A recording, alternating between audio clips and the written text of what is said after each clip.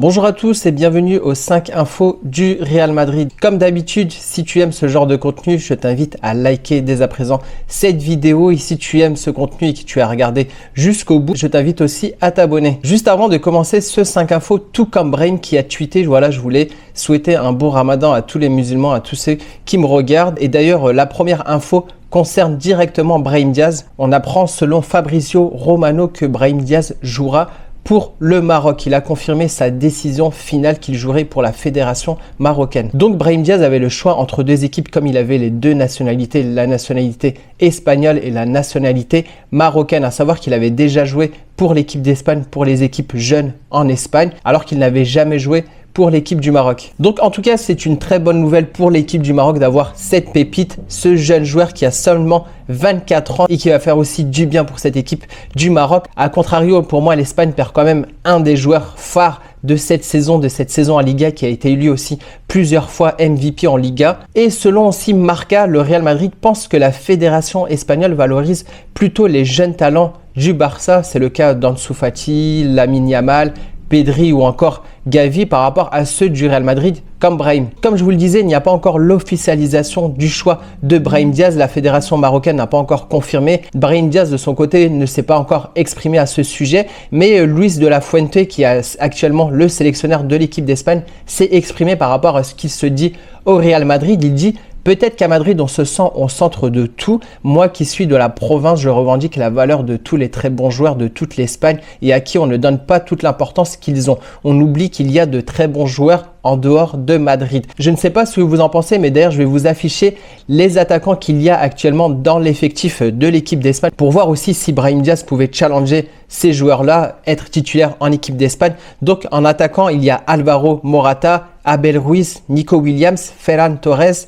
Joselu, joueur du Real Madrid, Marco Asensio, Lamine Yamal, le dernier en date, et Isco qui joue maintenant du côté du Betis Séville. Franchement, au vu des attaquants qu'il y a actuellement en équipe d'Espagne, pour moi, Brahim Diaz avait quand même cette opportunité de pouvoir jouer, être titulaire, mais de son côté, il n'a pas eu aussi les garanties de la part de Luis de la Fuente qui avait dit clairement qu'il n'avait pas contacté Brahim, ce que je trouve assez choquant pour un joueur de cette classe-là de ne pas avoir fait appel à ce joueur. Mais bon, on va dire tant pis pour l'Espagne parce que le Maroc de son côté a donné plus de garanties à Brahim Diaz. Donc Brahim Diaz a tout simplement fait le choix qui lui permettrait de jouer, d'être titulaire. Il y a de fortes chances qu'il sera titulaire en équipe du Maroc. D'ailleurs, l'équipe du Maroc qui a bien prouvé lors de la dernière Coupe du Monde. Donc il y a moyen aussi de chercher des titres avec cette équipe. Donc pour moi, Brahim Diaz, comme je vous le disais, a 24 ans. Donc pour moi, il arrive vraiment dans l'âge qui est le plus intéressant pour un joueur de football. Il a acquis pas mal d'expérience dans tous les clubs dans lesquels il a joué. Et d'ailleurs, il a remporté pas mal de titres. Il a joué au Real Madrid, il a joué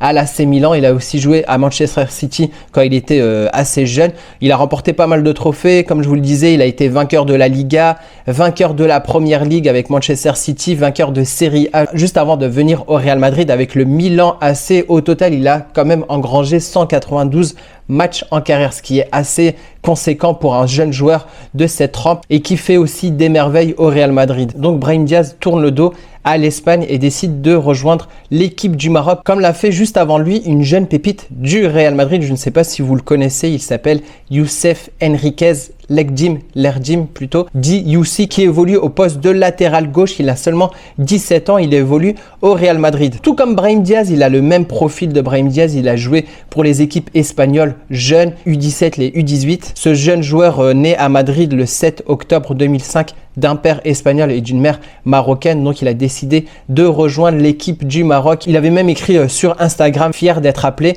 pour la première fois à jouer avec l'équipe nationale du Maroc. Donc on sait que l'équipe du Maroc prépare quand même l'avenir de son équipe. On sait qu'ils avaient déjà essayé d'avoir Lamine Yamal, cette jeune pépite du Barcelone. Bon, Lamine Yamal a été convoqué par l'Espagne, donc il a décidé de faire un choix. C'est comme tous les binationaux, au bout d'un moment, il faut faire un choix. Lamine Yamal a décidé de jouer pour l'Espagne. Youssef Enriquez, la jeune pépite du Real Madrid, a décidé de choisir le Maroc. Et Brahim Diaz, qui de son côté emboîte le pas, en plus lui qui fait une très belle saison, jouera avec le Maroc et cela sera officialisé dans les prochains jours. On devrait peut-être le voir pour les prochains matchs amicaux du Maroc. Troisième info, je voulais parler d'Arda Güler. Arda Güler, il fait parler depuis sa venue au Real Madrid. Il a été longtemps blessé et après être revenu, être apte à 100% après sa blessure, on s'attendait à le voir briller au Real Madrid, à le voir jouer plus de temps de jeu.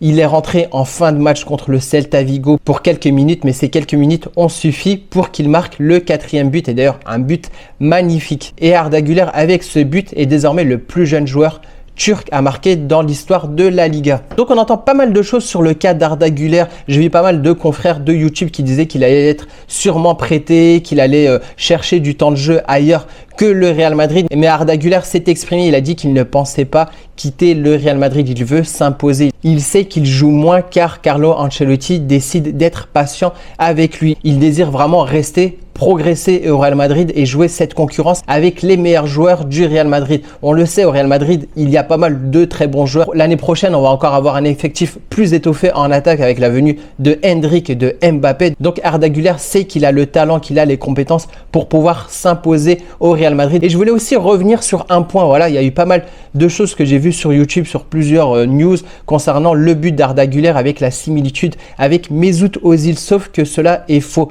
Le premier but de Mesut Özil, c'était contre le Deportivo La Coruña sur une victoire large du Real Madrid 6-1. D'ailleurs, j'ai retrouvé les images de ce magnifique but d'Ozil qui a rien à voir avec le but qu'on voit souvent sur internet en disant ah bah voilà, c'est la même comparée entre Arda Güler et Özil. Donc on voit ce but du pied gauche. On voit bien aussi qu'il y a affiché sous le nom de Mesut Özil un goal pour bien souligner que c'était son premier but en Liga. Du coup, juste pour aussi vous dire à vous qui regardez pas mal de vidéos, juste faire attention des fois à la désinformation. C'est pas forcément vrai tout ce qui est dit sur internet, même si ça vient de youtubeurs très connus. Donc voilà, faut faire très attention. C'est pour ça que de mon côté, j'essaie de vérifier plusieurs fois les sources avant de les donner. Je peux faire des erreurs et ça, je le sais. Voilà, il y a tellement d'informations sur internet. Je serais pas revenu dessus si c'était évoqué juste par une ou deux personnes, mais là, je l'ai vu vraiment partout et voilà, je voulais juste rectifier la vérité. Et même si ça pouvait être beau de voir cette similitude entre Özil et Arda Güler, mais bon, ce qui est plus important, c'est la vérité et de donner des informations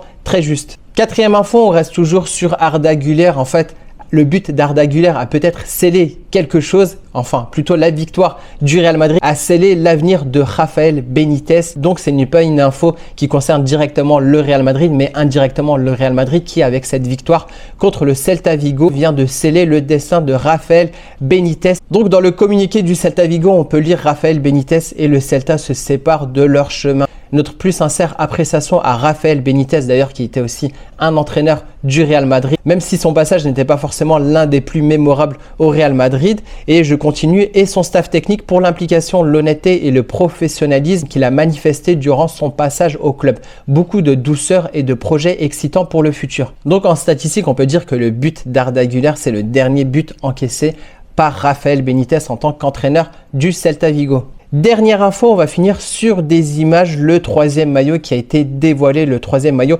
de la saison prochaine du Real Madrid. Donc le Real Madrid, pour la première fois de son histoire, portera un maillot marron la saison prochaine selon Marca, qui a affiché de ce à quoi ressemblerait ce troisième maillot. Si vous vous rappelez, lors d'un dernier 5 infos, je vous avais présenté le maillot, le premier maillot principal qui était blanc avec des bandes noires. Donc on sait aussi que le deuxième maillot qui sera porté à l'extérieur pour le Real Madrid, c'est un maillot plutôt jaune orangé avec le Adidas et les sponsors de couleur bleue. Et là, on a le troisième maillot qui a été dévoilé par Marca. Je ne sais pas ce que vous en pensez vous, mais en tout cas, moi, je le trouve très beau, couleur marron, ça fait même couleur un peu or. Déjà que le premier, je le trouvais déjà super bien. Voilà, ce maillot classique qui me fait rappeler un peu les Galactiques. Je suis un peu dubitatif sur le deuxième maillot, le côté un peu jaune orangé. D'ailleurs, ça me fait penser à un des maillots du PSG. Je me souviens qu'ils avaient joué à un moment avec ces couleurs-là.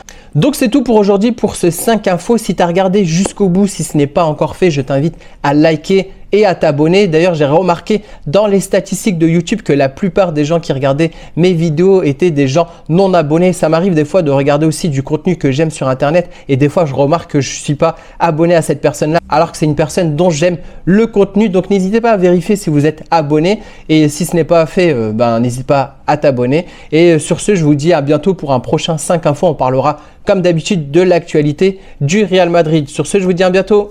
Ciao!